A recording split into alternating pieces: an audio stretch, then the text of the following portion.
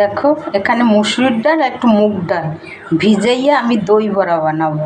তাতে দিচ্ছি একটু আদা আর একটু কাঁচা লঙ্কা। এই যে এবার আমি এটাকে পিষে, দেখো এভাবে পিষে নিয়েছি আমি।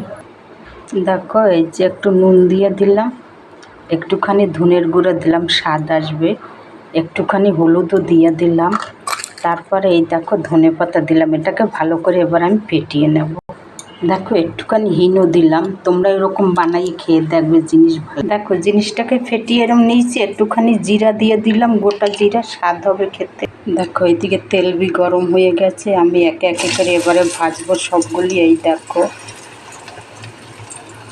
দেখো এই যে ভাজা হচ্ছে, এই যে সবগুলি ভেজে নিলাম, এখানেও ভাজা হচ্ছে। এবারে দইটাকে আমি ফেটিয়ে বানিয়ে নেব।